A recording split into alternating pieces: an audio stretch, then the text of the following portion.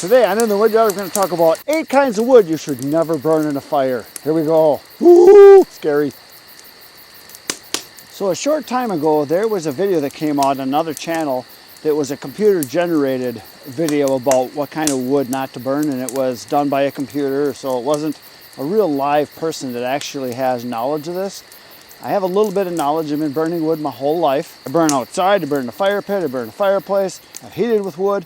I cut and sell a couple hundred full cords of wood a year, so I know a little bit about wood, and I've got some information to share with you on some things maybe you shouldn't do when it comes to burning a fire. Now, there's different situations that are going to matter, and we're going to talk about those. But first, we're going to talk about the different kinds of wood you should not burn. Here we go.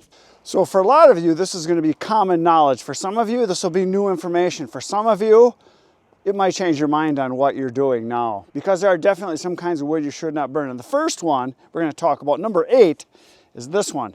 This looks like wood. Kind of. It's plastic.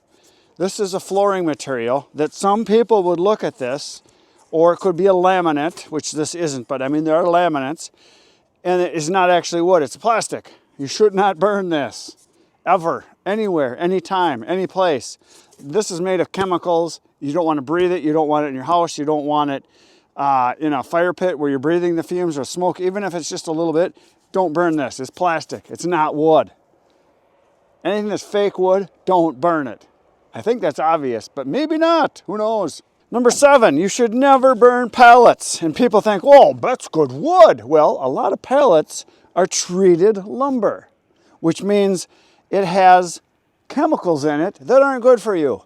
Also, there's nails and staples in there, which if you burn it, you're going to have nails and staple, whether you're burning outside in a pile, or if you're putting these into your wood stove, you're going to have nails that you got to clean out. And then if you clean the ashes out, some people use the ashes in their garden. Sometimes they use it in their driveway to melt off ice or for traction. And then you got nails in there.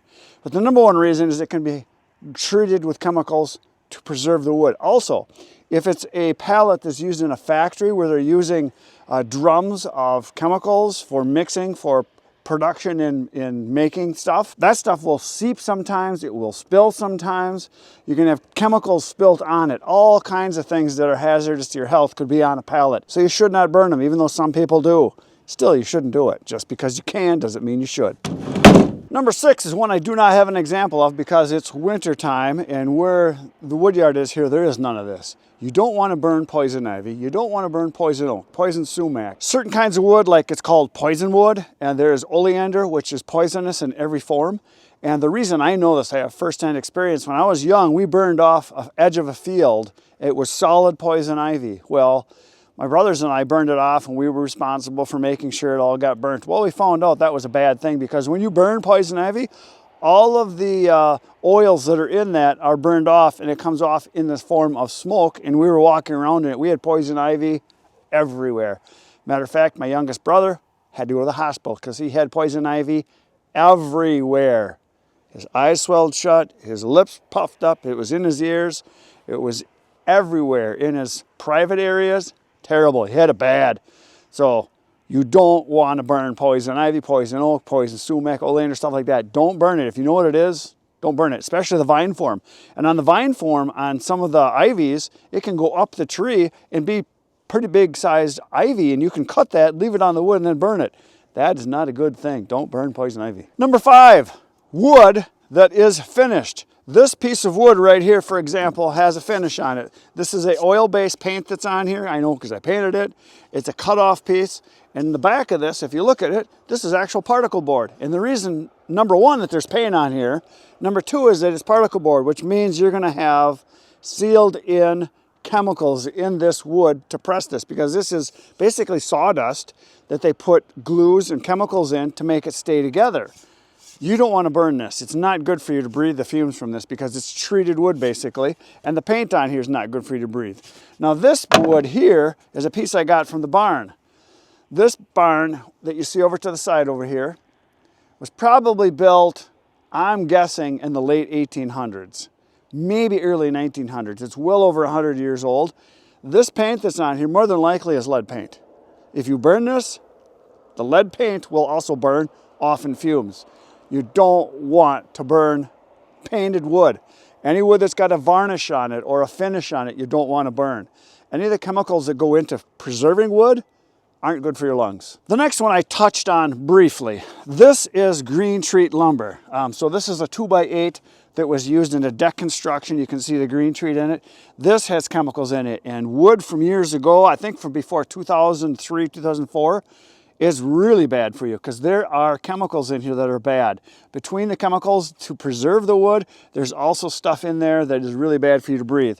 So this is a piece of timber. Now it looks like it would be okay because it looks like it's weathered and gray and aged, but this is green treat wood. This would be really bad for you to burn and breathe any of the fumes, so don't do that. Another one that goes right along with that is plywood. Plywood is layers of wood and there's glues in there. You really don't want to burn this either. This is a nice piece of birch surface plywood, which you would think, oh, you could burn that because it looks all clean and everything. No, there's chemicals that glue this together and you don't want to be breathing those chemicals. They are not good for you. Even though this is a brand new piece of wood, freshly cut, you don't want to be breathing that. There's a reason why when there's a burning building and the firemen go in there, they have the masks on with the oxygen tanks. It's because they don't want to be breathing all this crap. You got carpets and draperies, flooring.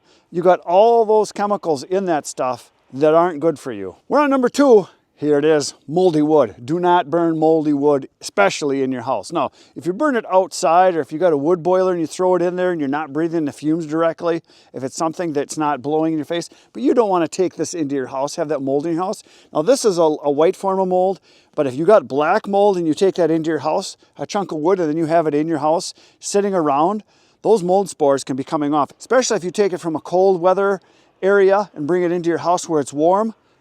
And especially if it's damp and there's some moisture on it, that mold's going to start growing. It's going to have spores coming off of it. And then you got mold in your house. Nobody wants mold in their house. I'm telling you, you don't want mold. Don't burn this. Number 1, this is heavy. You don't want to burn this. This is good wood. This is oak. It's white oak. But I just split this. Just split it open. If you look at the end, it's freshly cut. This chunk of wood is only cut about a month ago. It's very heavy. And the reason you don't want to burn this is it's what's considered green wood. This wood here, the moisture content on it is at least 40%, probably pushing 50%. Some woods can be 60% moisture content. When you burn green wood, you're burning off all of the water that is in that wood. And that's a chemical reaction to boil that off of there. So number 1, won't burn as good. You're going to get less heat out of it. 30% or so you're going to lose in your heat from this wood compared to dry wood. And all of that moisture going up your chimney, up your flue, is what creates creosote.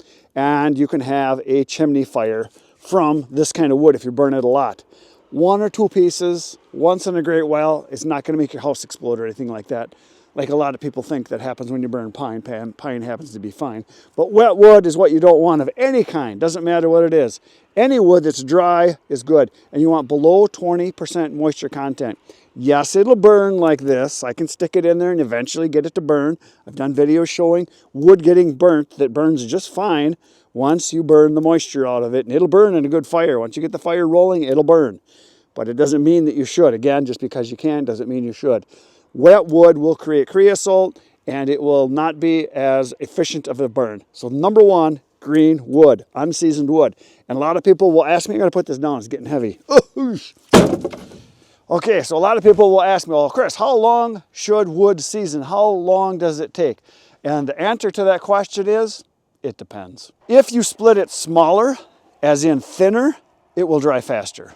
Most wood like oak will dry about 1 inch a year from every surface. So from one side to the other side to the ends, it'll dry about 1 inch a year in. So wood can take 2 to 3 years to dry if it's a big chunk like this. If I was to leave it like this, it would probably take 2 years to dry because it's only going to dry in a certain percent a year.